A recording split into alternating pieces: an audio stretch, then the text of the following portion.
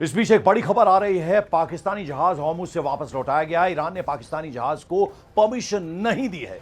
पाकिस्तानी जहाज यानी हॉर्मुज पार नहीं कर पाया है। पाकिस्तान में ईंधन की कमी से एक तरफ हाहाकार मचा हुआ है। ईरान जंग में पाकिस्तान ने मध्यस्थता की पेशकश की थी, लेकिन बड़ी खबर यह है कि ये जो जहाज है ये वापस लौटा दिया गया है, यानी पाकिस्तानी जहाज को परमिशन नहीं दी गई है।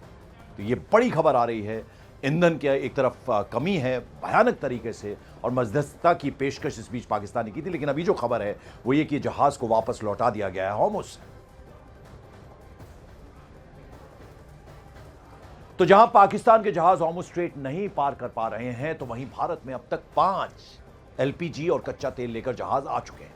दुनिया भर में तेल और गैस की किल्लत के बीच भारत में अब तक 5 जहाज पहुंच चुके हैं, जिनमें 16 मार्च को सबसे पहले शिवालिक जहाज 46,000 मीट्रिक टन एलपीजी लेकर गुजरात पहुंचा था।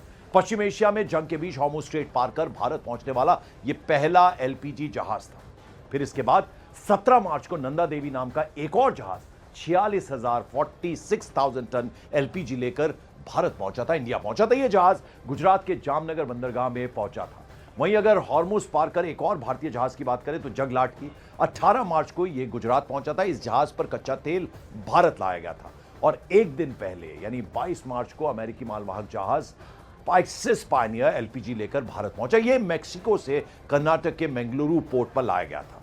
फिर 22 मार्च को ही एक और मालवाहक जहाज एक्वा टाइटन रूस का कच्चा तेल लेकर भारत पहुंचा। इसे भी कर्नाटक के मंगलुरु बंदरगाह पर लाया गया था। तो एक के बाद एक 5 जहाज जो हैं वो बारी बारी से एलपीजी लेकर पहुंचे थे भारत में। कुछ गुजरात में और एक कर्नाटक के मंगलुरु में भी 2 जहाज पहुंचे थे। तो आपको बता दें कि किस तरह से ये 5 जहाज बारी बारी से भारत आए, ये हमने आपको बताया, जिसमें 3 जो हैं वो गुजरात में बंदरगाह पर लाए गए और उसके अलावा 2 मंगलुरु में लाए गए। हमने आपको बताया 22 मार्च को अमेरिकी मालवाहक जहाज पाइक्सिस पायनियर एलपीजी लेकर भारत पहुंचा। ये मेक्सिको से कर्नाटक के मंगलुरु पोर्ट लाया गया था। वहीं 22 मार्च को ही एक और मालवाहक जहाज एक्वा टाइटन, इसका नाम, रूस से, वहां से कच्चा तेल लेकर भारत पहुंचा। इसे भी कर्नाटक के मंगलुरु बंदरगाह पर लाया गया था। तो दूसरी तरफ हमने आपको बताया कि हॉर्मुज से पाकिस्तान के जो जहाज है उसे परमिशन नहीं मिली। वहां पर भी कच्चे तेल को लेकर और तेल को लेकर उसकी कीमतें ऊंचाइयां छू रही हैं, हाहाकार मचा हुआ है। लेकिन भारत में एक के बाद एक 5 जहाज अभी तक आ चुके हैं।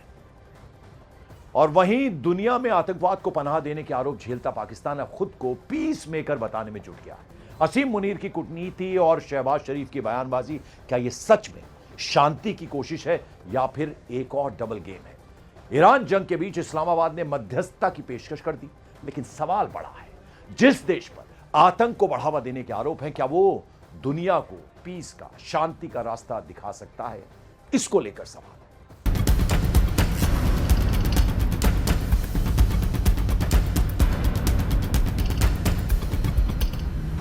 ईरान जंग के बीच पाकिस्तान का पीस मेकर वाला मुखौटा, आतंक के आरोपों के बीच शांति दूत बनने का स्वांग, पाकिस्तान के दोहरे चरित्र की क्रोनोलॉजी समझिए।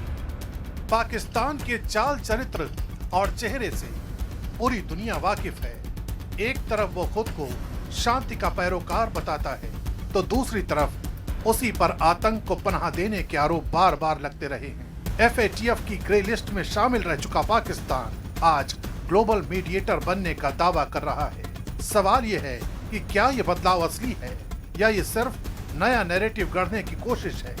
असीम मुनीर के बयानों से लेकर सरकार की कूटनीति तक हर कदम में विरोधाभास साफ नजर आता है। पाकिस्तान उस वक्त शांति दूत बनने की कोशिश में जुटा है जब हाल ही में काबुल में हुए हमले में सैकड़ों लोगों की जान जाने की खबर आई और क्षेत्रीय तनाव गहरा हो गया। एक ओर अफगानिस्तान से उसके रिश्ते लगातार बिगड़ रहे हैं, दूसरी ओर तहरीक तालिबान पाकिस्तान के हमले उसकी आंतरिक सुरक्षा को चुनौती दे रहे हैं। ऐसे हालात में पाकिस्तान का खुद को शांति का संदेश वाहक बताना कई सवाल खड़े करता है।